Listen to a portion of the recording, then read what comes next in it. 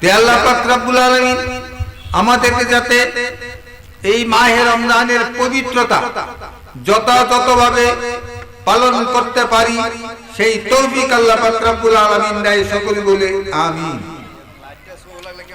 এই মাহে রমজানের চাঁদ উঠার সাথে সাথে আল্লাহ পাক রব্বুল আলামিন শয়তানকে বন্দী করে। শয়তান মানুষকে আর শয়তানি করতে পারে না।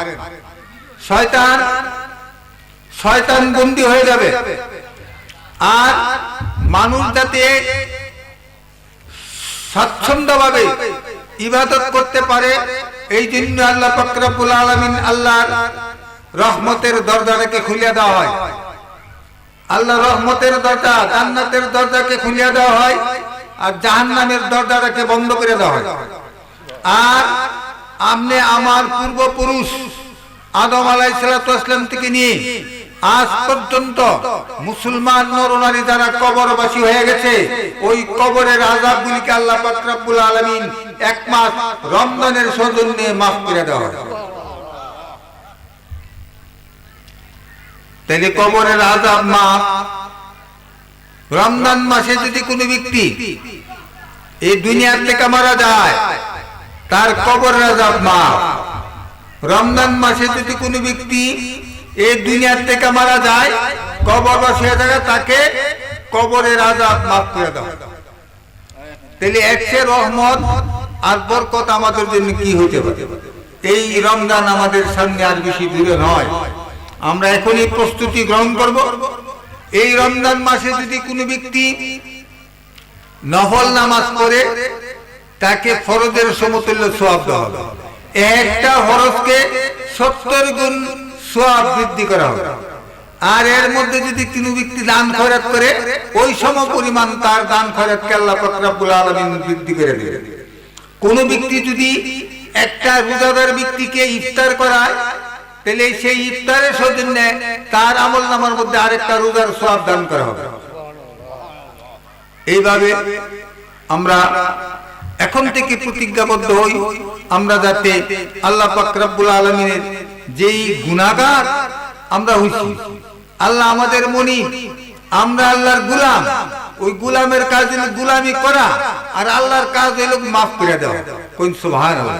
এই মাহে রমজান একটা পবিত্র মাস। এই মাসের দাওয়াত দিয়ে আসছে আরো 2 মাস আগে থেকে। হাদিস শরীফে আসছে, আল্লাহুম্মা বারিক লানা ফি রাজাব ওয়া শাবান ওয়া বাল্লিগনা রমাদান। আল্লাহ রাসূল সাল্লাল্লাহু আলাইহি ওয়াসাল্লাম বলেছেন, হে রব্বুল আলামিন, তুমি রজব এবং শাবান চাঁদের বরকত দাও, আর এই বরকতটুকু নিয়ে তুমি মাহে রমজান পর্যন্ত পৌঁছায় দাও। কোন সুবহানাল্লাহ। তাহলে রজব চাঁদের বরকত দাও, শাবান চাঁদের বরকত দাও, আর এই বরকতটুকু নিয়ে তুমি মাহে রমজান পর্যন্ত পৌঁছায় দাও। মাহে রমজান সামনে আসতেছে, গুনামাফের মাস। তাই এখন থেকে আমরা প্রস্তুতি গ্রহণ করব, সব কিছু করে আমরা তারাবি করব জামাতের সহিত। আর আল্লাহ পাক রব্বুল আলামিন আমাদের এই ইবাদতগুলিকে 70 গুণে বাড়ায় দিবে। কোন সুবহানাল্লাহ। এই মাসটা গণনার মাস, অন্য কোন মাস এত গণনা নাই। এই মাহে রমজানটা গণনার মাস, প্রতিদিনই গণে। যে গণনা হইল আউয়ালুহু রাহমাতুহু আওসাতুহু মাগফিরা ওয়া আখিরুহু ইতকুম মিনান নার। রমজান মাসের প্রথম 10 দিন রহমত, রমজান মাসের প্রথম 10 দিন রহমত। আউয়ালুহু রাহমাতুহু, 11 দিনের মধ্যে আর রহমত নাই। 10 দিনের ভিতরে রহমত শেষ হয়ে যাবে। কাজেই গণনা করতে হবে যে আল্লাহ তুমি আমাকে রহমতের অন্তর্ভুক্ত করো। আমি যে তোমার রোজাগুলি পালন করতেছি, তারাবি নামাজ পড়েছি, 5 ওয়াক্ত নামাজ পড়েছি, কুরআন তেলাওয়াত করেছি, ফাতাহাজ্জাত বিহি নাফিলাতাল লাকা আসা আইয়াবাসাকা রাব্বুকা মাকামান মাহমুদা, তাহাজ্জুদ নামাজ পড়েছি। আল্লাহ তুমি আমাকে রহমতের অন্তর্ভুক্ত করো। আল্লাহ পাক রব্বুল আলামিন আপনি আমাকে রহমতের অন্তর্ভুক্ত করলে আমাদের অতীত গুনাহগুলি মাফ হয়ে যাবে। আওসাতু মাগফিরা, মধ্যম 10 দিন মাগফিরাতের, ওয়া আখিরু ইতকুম মিনান নার, এবং শেষ দিন জাহান্নাম থেকে মুক্তির, জাহান্নাম থেকে মুক্তির 10 দিন। তাই আল্লাহ পাক রব্বুল আলামিন এমন একটা মাস আমাদের সামনে আসতেছে, ওই মাসে যদি আমরা ইবাদত করি আল্লাহ পাক রব্বুল আলামিন অতীত 11 মাসের গুনাহকে আল্লাহ পাক রব্বুল আলামিন মাফ করে দিবেন। আর শেষ 10 দিনের মধ্যে এমন একটা রাত্রি আছে যে রাত্রিটাকে বলা হয়েছে লাইলাতুল কদর, খায়রুম মিন আলফি শাহর। খায়র তো উত্তম, আলফুল তো হাজার, খায়রুম মিন আলফি শাহরে, 1000 মাস থেকে উত্তম। 1000 মাসে 83 বছর 4 মাসের ইবাদতের সমতুল্য সওয়াব হবে। কাজেই অত্যন্ত গুরুত্বপূর্ণ মাস আমাদের সামনে আসছে।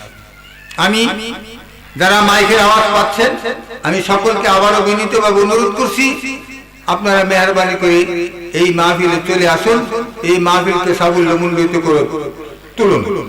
এখনই আমাদের সামনে আলোচনা নিয়ে আসছেন নবযুগের উদীয়মান বক্তা, তরুণ তেজস্বী হযরত মাওলানা মনসুর আহমদ খান সুন্নি আল কাদরি সাহেব, ইমাম, দক্ষিণ পাড়া মনসুর মোল্লাবাড়ির জামে মসজিদ। হুজুরকে আমি অনুরোধ করব কোরআন এবং হাদিস থেকে আজকের মাহফিলের মধ্যে কথা বলার জন্য। হুজুরকে আমি অনুরোধ করব কোরআন এবং হাদিস থেকে কথা বলার জন্য, যাতে মানুষ উপদেশ গ্রহণ করতে পারে।